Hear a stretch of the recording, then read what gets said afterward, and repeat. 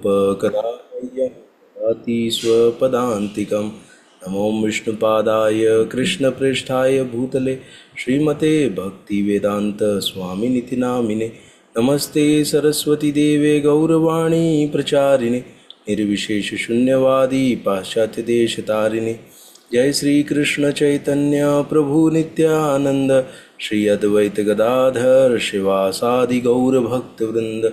हरे कृष्णा कृष्णा कृष्णा हरे हरे, हरे राम राम राम हरे हरे।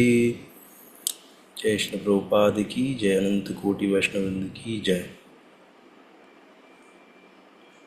हरे कृष्णा। सभी का स्वागत है आज की इस नए सत्र में। और मैं क्षमा चाहता हूँ कि विगत करीब 1.5 महीने से मैं ले नहीं पाया कोई सेशन।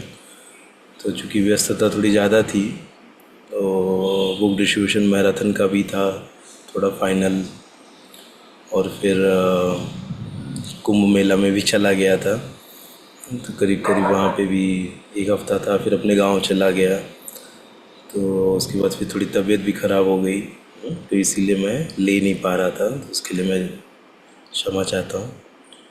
तो अभी हम लोग प्रयास करेंगे कि इस सेशन को भी हम लोग कंटिन्यू रख पाएँ। तो आप लोग भी प्लीज़ प्रे करिए मेरे लिए कि मैं इस सेशन को ले पाऊँ, क्योंकि मेरी भी प्यूरिफिकेशन के लिए बहुत ही ज़रूरी है ये सेशन। तो मैं अभी स्क्रीन शेयर करता हूँ। इसके पहले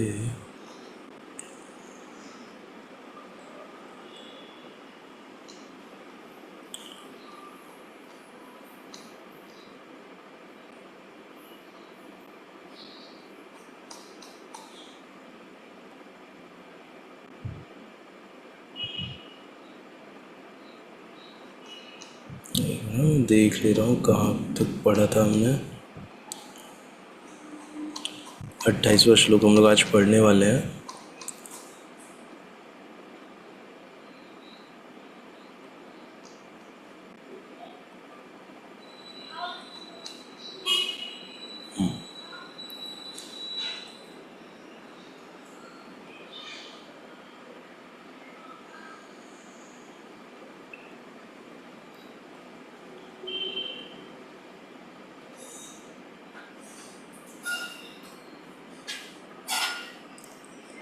तो श्लोक है, हरे कृष्णा।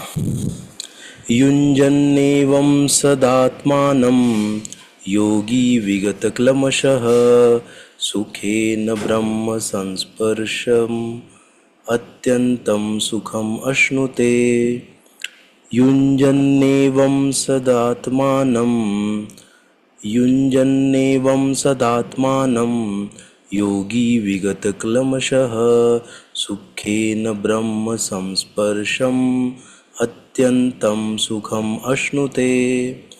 युञ्जन्नेवं सदात्मानं योगी विगतक्लमशः सुखेन ब्रह्म संस्पर्शम् अत्यंतं सुखम अश्नुते। कोई पढ़ना चाहेगा?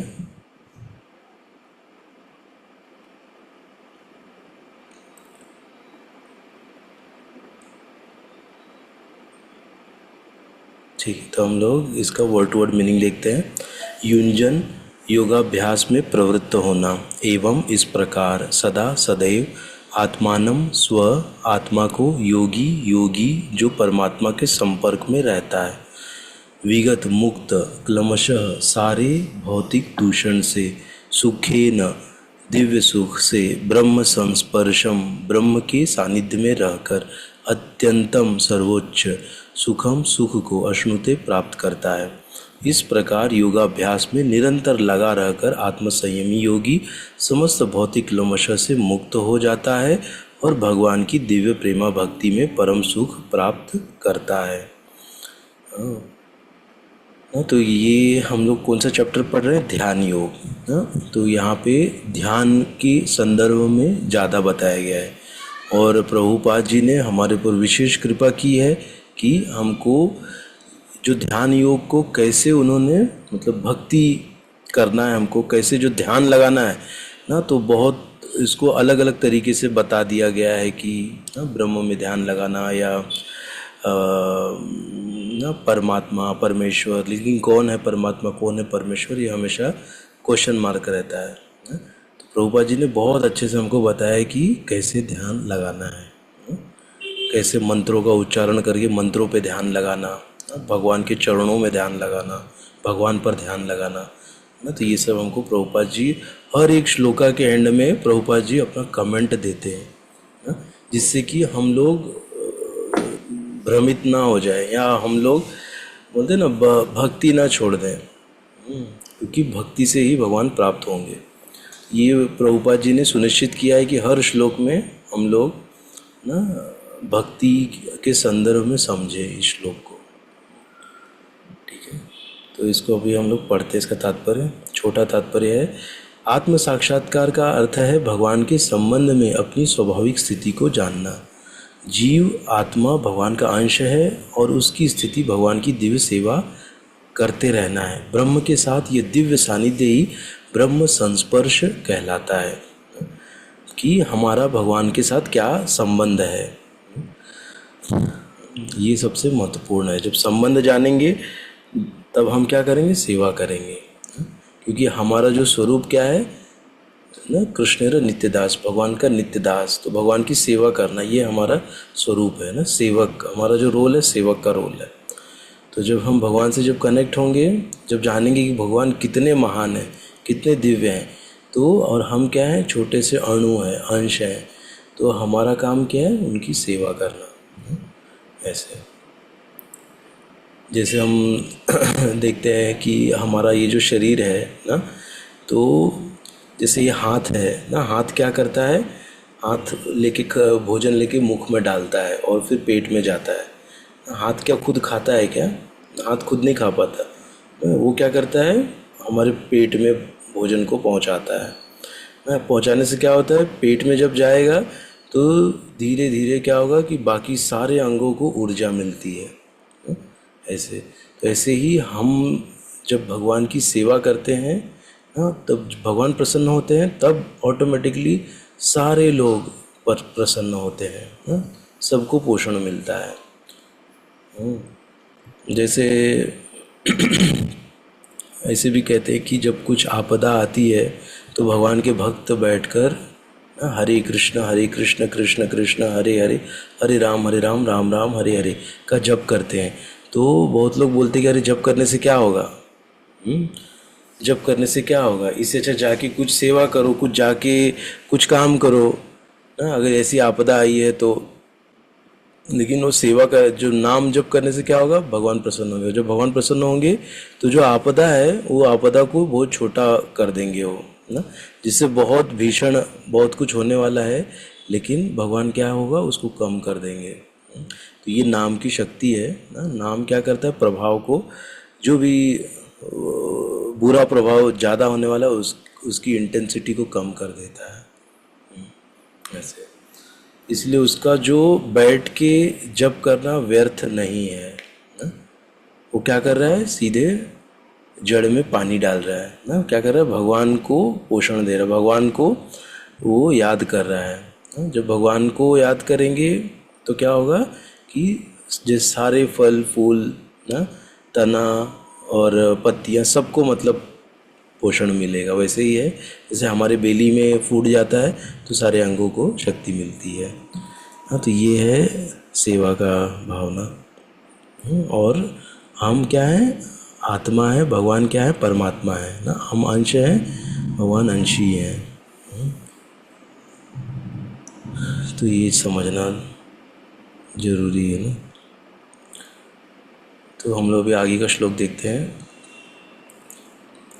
सर्वभूतस्थ आत्मानं सर्वभूतानि चात्मानि ईक्षते योगयुक्तात्मा सर्वत्र समदर्शनः।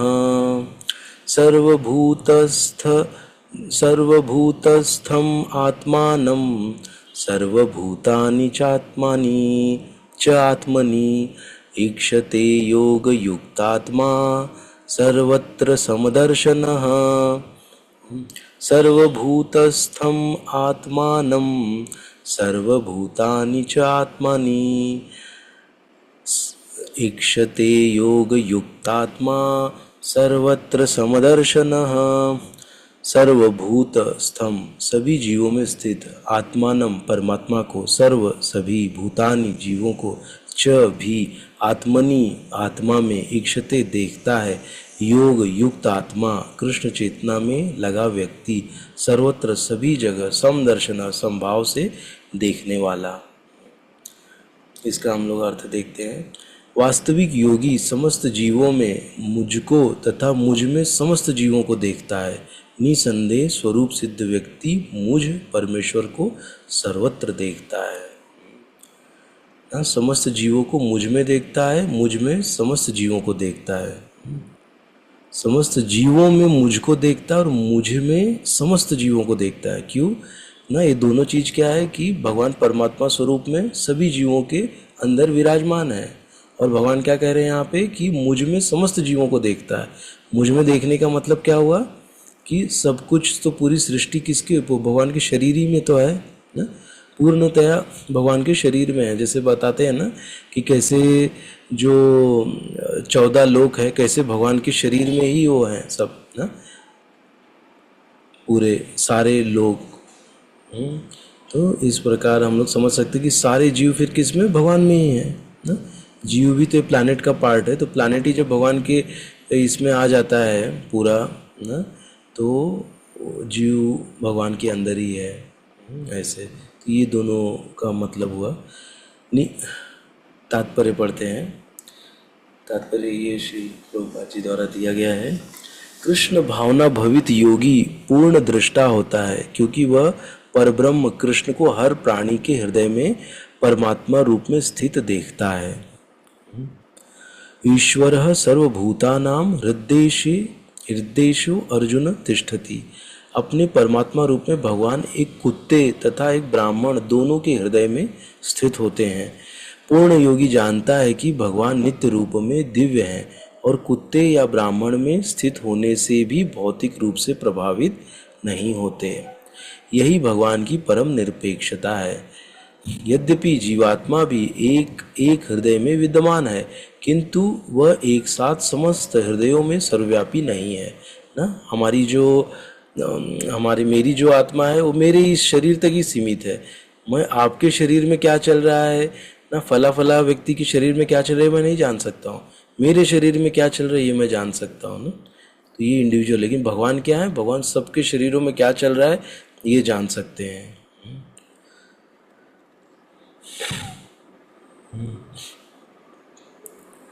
वो यहाँ कह रहे हैं आत्मा तथा परमात्मा का यही अंतर है। क्या है?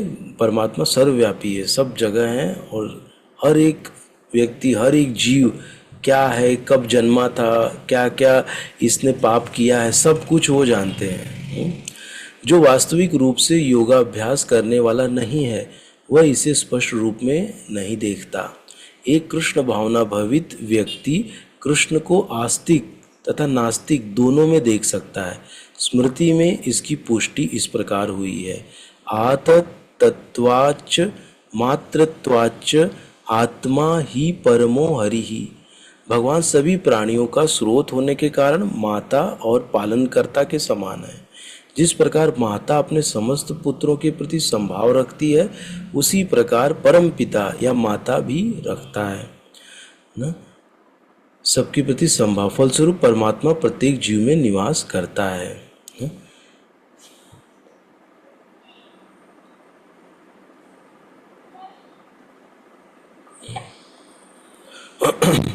बाह्य रूप से प्रत्येक जीव भगवान की शक्ति, भगवत शक्ति में स्थित है, जैसा कि 7वें अध्याय में बताया जाएगा। बाह्य रूप से प्रत्येक जीव भगवान की शक्ति, भगवत शक्ति में स्थित है, जैसे कि 7वें अध्याय में बताया जाएगा। भगवान की 2 मुख्य शक्तियां हैं, परा तथा अपरा। जीव परा शक्ति का अंश होते हुए भी अपरा शक्ति से बद्ध है। जीव सदा ही भगवान की शक्ति में स्थित है। प्रत्येक जीव किसी न किसी प्रकार भगवान में ही स्थित रहता है। योगी समदर्शी है क्योंकि वह देखता है कि सारे जीव अपने अपने कर्म फल के अनुसार विभिन्न स्थितियों में रहकर भगवान के दास होते हैं। ना कौन देखता है? योगी। जो कौन है? वो समदर्शी है, सबको समान देखने वाला। कुत्ता, चांडाल, इसमें कोई भेद नहीं करता हो ना, सबको एक जैसा देखता है। और फिर कर्मफल के अनुसार विभिन्न स्थितियों में रहकर भगवान के दास होते हैं। सबका क्या स्वरूप है? जीवेरो स्वरूप है कृष्णेर नित्यदास, जीव का स्वरूप है। ऐसे नहीं बोला गया खाली मनुष्य का, जीव, सारे जीव का स्वरूप क्या है? भगवान का नित्यदास। अपराशक्ति में जीव भौतिक इंद्रियों का दास रहता है, जबकि पराशक्ति में वह साक्षात परमेश्वर का दास रहता है। इस प्रकार प्रत्येक अवस्था में जीव ईश्वर का दास है। कृष्ण भावना भवित व्यक्ति में यह समदृष्टि पूर्ण होती है।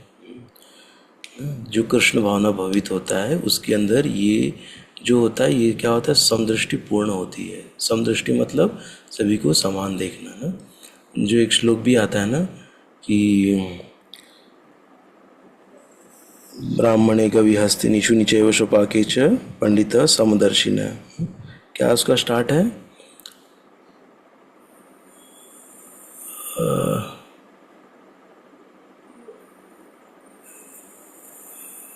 उसका शुरुआत विद्या विद्या विनय संपन्ने ब्राह्मणे गवि हस्तिनी शुनि चैव शोपाके च पंडित समदर्शिन।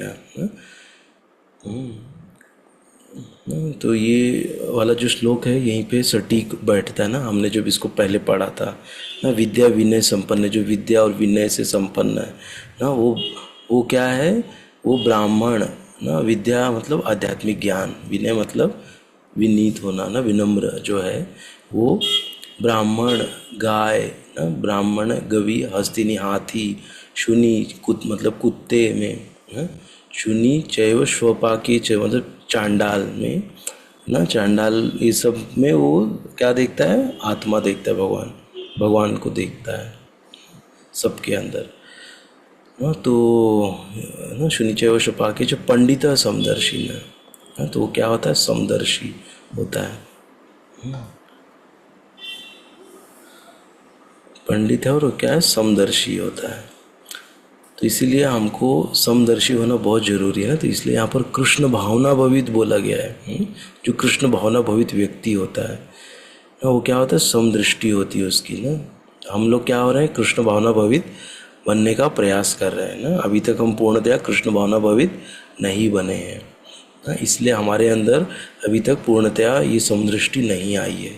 अभी भी हम क्या करते हैं? भेद करते हैं ना, कि ये भक्त है, ये अभक्त है ना, ये कुत्ता है, ये बिल्ली है। हम क्या कर रहे हैं? भेद कर रहे हैं। हम एक जैसा नहीं देख पाते ना, समदृष्टि नहीं देख पाते चूँकि। लेकिन जब हम लोग ना इस भावना में ना, दास की भावना में, भगवान के सेवक की भावना को जितना ज़्यादा पुष्ट करेंगे ना, जितना ज़्यादा इसके अंदर हम लोग ना नहाएंगे धोएंगे, बार बार इसका याद करते रहेंगे, बार बार सत्संग में अटेंड करेंगे ना, जब इसको सुनेंगे ना, जितना ज़्यादा इससे हम लोग होंगे, तब जाके ये कहीं ना कहीं हमारे हृदय को छुएगा, और तब जाके हम लोग थोड़ा इस समदृष्टि के ना 50% तक पहुंच पाएंगे।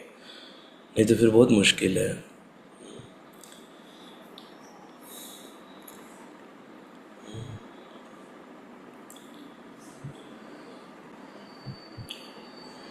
तो आज 2 ही करते, नहीं तो ज़्यादा हो जाएगा पहले दिन ही।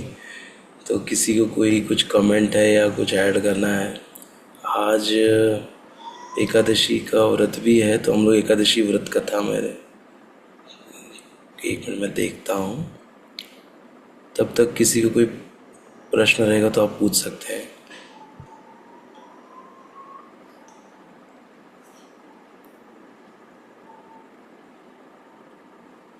कोई कुछ बता। हरे कृष्ण प्रभु जी। हरे कृष्ण माता। हरे कृष्ण प्रभु जी। मुझे मेरा प्रश्न नहीं है, लेकिन मुझे आप महाकुंभ वहां गए थे, इसलिए मैं दंडवत प्रणाम करती हूँ आपको। हरे कृष्ण माता जी। कोई ऐसा मतलब बड़ा कुछ अचीवमेंट नहीं करके आया माता जी, इट्स वेरी नॉर्मल। हाँ, फिर भी आपके पैर वहां लगे हैं, हमें तो जाना ही नहीं है, मतलब चांस ही नहीं मिल रहा है। चलेगा माता जी, ऐसा कोई हमारा कुछ ऐसे लॉस नहीं हो रहा है कि हम नहीं जा पा रहे हैं। और वहाँ पे तो हाँ। आप जो गया है व्यक्ति, यदि वो लाके जल आपके ऊपर छिड़क दे, तो उससे भी अगर हम्म। आपने ना ऐसा स्नान कर लेंगे, तो उससे भी आपको वही लाभ हम्म। मिलेगा जो ना जो वहाँ जाकर स्नान करके आ रहा है। तो ऐसे कोई ओके। हैवी हार्ट रखने की कोई ज़रूरत नहीं है। हम्म। कि नहाना और मतलब। देखती भी, और न्यूज में भी देखती हूँ ना, बहुत रश है, ये है वो है, तो जाने का मतलब मन ही नहीं कर रहा है, मतलब ऐसे डर लगता है। यस यस माता जी, बहुत एक्चुअली थोड़ा मतलब है। और हाँ। व्यवस्था है, लेकिन क्या होता है कि जहाँ पर एक्सपेक्टेड मतलब अच्छे से व्यवस्था हम कर सकते हैं 1 करोड़ की, वहाँ हम्म। पे अगर 10 करोड़ आ जाएंगे तो थोड़ी मतलब असुविधा तो हो ही जाती है। और हम्म। इसीलिए। हम्म। और क्या है कि जैसे बोलते हैं ना कि स्नान करना मतलब क्या है कि गंगा मैया इतनी पवित्र हैं ना, जब हम स्नान करते हैं तो वो सारे हमारे पापों को हर लेती है ना, ऐसा कहते हैं। अच्छा। तो एक्चुअली क्या है कि हम लोग भी जब स्नान करते हैं तो हमारा भाव भी यही होना चाहिए कि अब सारा पाप तो हर लिया, अब मैं आगे पाप ना करूं ना, मेरी जो पाप हम्म। करने की प्रवृत्ति है वो खत्म करनी बहुत जरूरी है। अच्छा। ओके। ऐसे है। हम्म। तो इसका संकल्प लें कि हम अब पाप नहीं करेंगे। हम्म। ओके प्रभु जी।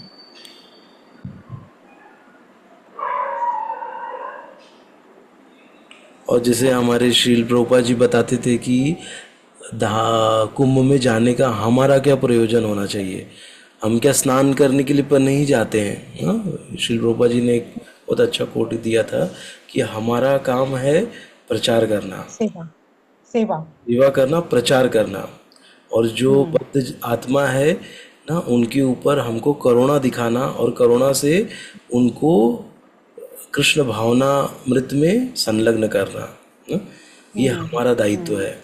न? एक भक्त का हम्म। ये दायित्व है कि कैसे जो जीवात्मा तड़प रहा है यहाँ पे, उसको भगवान से कनेक्ट करना, उसको भगवान के बारे में बताना, ना उसके हम्म। अंदर वो भगवान के प्रति प्रेम विकसित करना। तो जब हम जाते तो हम्म। थोड़ा प्रयास हमको ये करना चाहिए, ये हम कर पाए ऐसे। हम्म। Okay Prabhu ji. Thank you Prabhu ji. Hari बोल माता जी। तो इसलिए आप ज़्यादा ऐसा दुखी मत होइए कि आप नहीं जाके आए। हाँ। और अगर आपको गंगा जल मिल जाए उसको पी लीजिए वही भाव से। अगर गंगा जल नहीं भी मिल रहा है तो एक मंत्र है ना कि गंगे च यमुने चैव गोदावरी सरस्वती नर्मदे सिंधु हम्म। कावेरी जलस्मिन सन्निधिम कुरु। ना तो ये मंत्र, ये हम्म। पानी को ऐसे टच करके ये वाला मंत्र हम्म। बोलिए और फिर आप उससे नहाइए। तो आप सातों नदियों ओके। का आपको नहाने का वो मिलता है ना, सवेरे नहाते वक्त। या जैसे हम लोग जो आचमन पात्र रहता है उसमें भी ये उंगली रख के हम लोग बोलते हैं ना? तो मंत्र बोलने से सातों नदियाँ उस जल पात्र में आ जाती हैं। जब हम उससे अपने सर पे छिड़केंगे तो सातों नदियों के नहाने का हमको फल मिलता है। तो ये मंत्र का इम्पोर्टेंस है ना, तो ये भी हम लोग कर ओके। सकते हैं। हम्म। मैं थोड़ा मेरा से कहना, मेरा शायद लैपटॉप का चार्जर ख़त्म हो गया है। एक मिनट।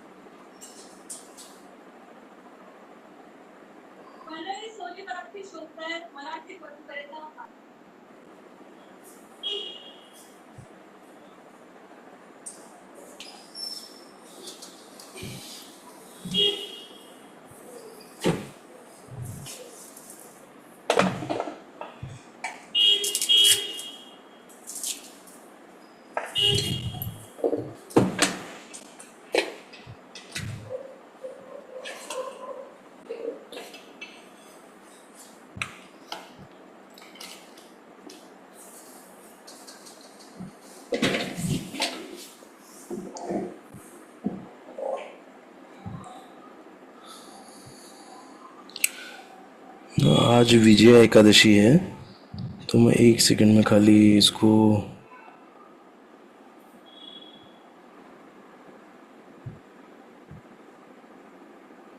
ऐसे पढ़ लूँ, चलेगा आप लोग को? ऐसे ही पढ़ लेता हूँ मैं,